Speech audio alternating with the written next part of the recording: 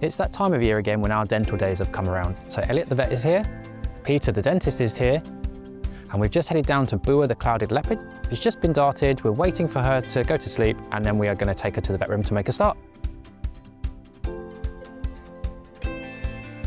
While she's under, we're taking the opportunity to do a full body assessment, so condition scoring her, make sure she's not too chunky or too slim, just checking out all her claws. We've done some bloods, and we'll be getting her weight shortly. Clouded leopards get their name from that amazing pattern that they have on their coats. It's like cloud formation across their body. Clouded leopards are known for their amazing climbing abilities. They're one of the very few cat species that actually have rotating wrists and ankles, so they can actually come down trees head first. And we see this behaviour with Django and Bua when we feed them. They got the feed poles and then they turn themselves around and then come down head first, so no getting stuck up in trees for them. They have these super long tails which are as long as their entire body, and that helps them with their life in the trees in the rainforests of Southeast Asia. That tail is there to help balance them whilst they're walking along the tree branches. From a health perspective, we were perfectly happy with everything. Peter, the dentist, was incredibly happy as well. We've then essentially given her the reversal drugs. So what this will do is it will reverse the anaesthetic nice and gradually, and she will then recover. We're going to go and reset the vet room now, and then next up is Keira the jaguar. Brian and Elliott have just gone in to dart her, so we're going to leave her quiet for a few minutes just so the anaesthetic can take effect. Then we'll go in, make sure she's definitely asleep before we get her on a stretcher, move her to the van, and then drive her to the vet room. So there are various things that we as keepers can look for just to see whether there's any dental issues that the cats might have. Sometimes we might see them going a little bit off their food or maybe favouring one side when they're eating, and that's a real telltale. So by doing hand feeds and health checks, it's really important because that gets the cats over to us and up so that we can see into their mouths because they're getting nice things for it. And the beauty of your technology is that we can then take photos and videos which we then send to our vet team, and then they can determine whether actually work does need doing or maybe not. And if it does need doing, then we'll make a plan. So Keira has been with us here at the sanctuary since 2019 after moving to us from Hertfordshire Zoo. She's part of the international breeding program for jaguars, and we were really lucky that in 2021 she bred with our male Neron. They had a little cub called Inca, who's now grown up and moved on. Keira was such a fantastic mum. Keira has a broken lower right canine with some pulp exposure, so Peter and Monica are just clearing it out. The tools they've got are actually going quite deep down into the cavity, so what they're going to do is clean it out and dry, and then nice for Keira. What you'll notice under Keira's head is almost like a puppy training pad, and that is to catch all the blood, all the gunk, but also all the water that's being used to flush out her cavity. So we know these cats have got really beautiful coat patterns, but not a lot of people realise it's not just on the fur, it's actually on the skin as well. So if you have a look at Keira's leg, where she's been shaved ready for her drip to go in, you can see all those lovely spots, just as you would see them on the fur, are just there on the skin. What we choose to do with our dental days is actually use it as a learning opportunity. So there are some guests that are in our conservation hub just next door, watching through the windows at the procedure being done.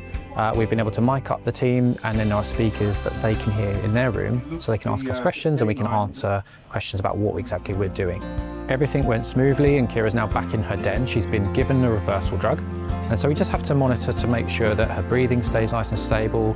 And then there's signs of life really. So her eyes starting to move, pupil reflex, and then eventually she will sit up. She'll still be quite woozy for a good few hours, but then we have one of our keepers just sitting and monitoring her to make sure that all is well.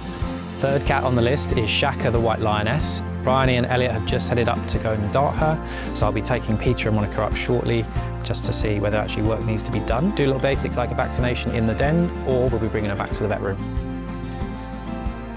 Now that Peter and Monica have had a look inside Shaka's mouth, what they're going to do is do a renew of the filling of a tooth that was seen a few years ago, and then a root filling on one of her upper incisor teeth. Peter has finished renewing the filling of the canine that was already seen, and now has been working on root filling that little incisor, but we'll need to actually flip Shaka over to her other side shortly, so he can get to a different angle and then finish off the procedure before we then take her off back to her house. We're on to our last cat of the day, who is Jazeri, the other white lioness. So we'll be finding out imminently if she's actually going to be reversed or if she's on her way to the vet room. As it turns out, we couldn't get a proper look at her teeth in the den because the lighting just wasn't good enough. So just to be completely sure everything's okay, we've decided to transfer her to the vet room where we can take a better look. We've got Jazeri up on the table, and after getting a much clearer look at her teeth under proper lighting, we've found that the pulp in her lower left canine tooth has unfortunately died. So what we're going to do now is clean out the tooth, then fill it to protect it. Once everything's done and both the vets and dental team are happy with the results, she'll be taken back through to her den to recover.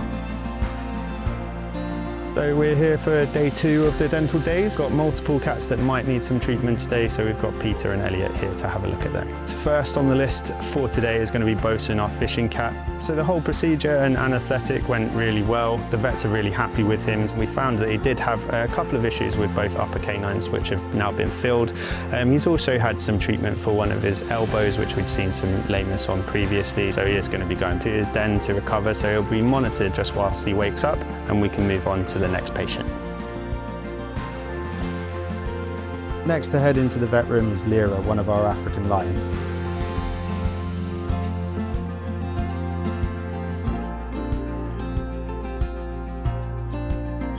So we're just coming to the end of Lira's procedure. It's all gone very, very well, so we're really pleased with that, and she'll be heading back to bed soon. She's had an extraction of her lower canine, which did have a bit of an infection. And extracting the tooth, it can be a bit gory, but the vets and the dentists are really happy with how it's gone, and she'll feel a lot more comfortable now. So that's it for day 2 of our dental days. The team and the vets have done an amazing job, and we're really pleased with the care that they've got. Days like this are so important for the long-term health and well-being of the cats, and it's always a huge relief to see everything go smoothly from start to finish. It's also a great opportunity for us to get a look at each individual, making sure there's nothing we might miss. On days like these, it's all about teamwork, and it's nice to see everyone doing their part to see everything go smoothly.